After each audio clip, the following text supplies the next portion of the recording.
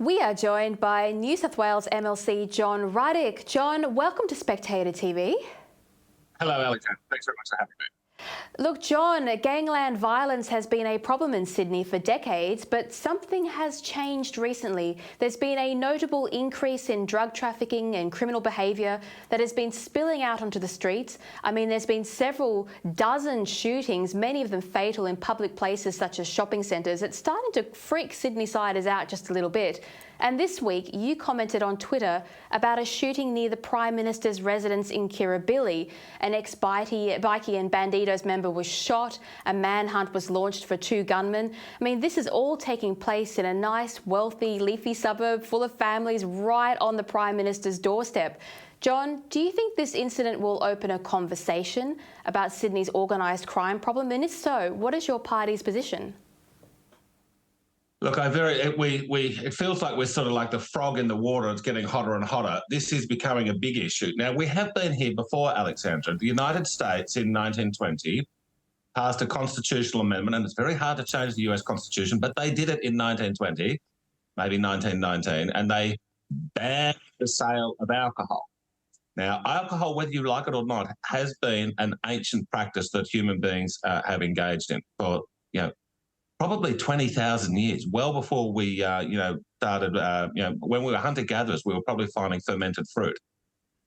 Now, when you ban something like this, when the law says you're not allowed to take something, it might reduce consumption a little bit, but the demand is still there. And so what Prohibition does is it creates a criminal class. And, and it was such a disaster in America when they banned alcohol because there was still an enormous amount of alcohol consumption, but it was a criminal industry. And what do criminals do when something is made illegal? It becomes highly profitable. And so the criminals fight over those profits, those monstrous profits. They can't go to court because it's an illegal substance. So they go and sort it out, the old-fashioned way, okay, not with guns on the streets. So America, only once has America repealed an amendment to their constitution, and that is what they did in 1933. And no one ever since in America said, "Oh, we've got to ban alcohol again." No, it should be a legal product, and it should be regulated like any normal industry.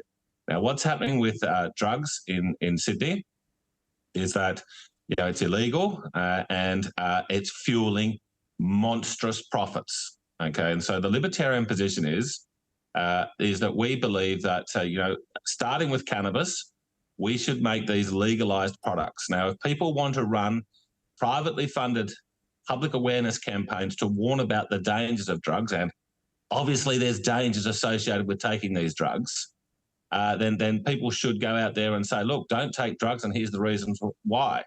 And that would be a much better way to deal with this problem. And so I think that until we do that, the best friend of the criminal is prohibition, and that's the cause of the problem.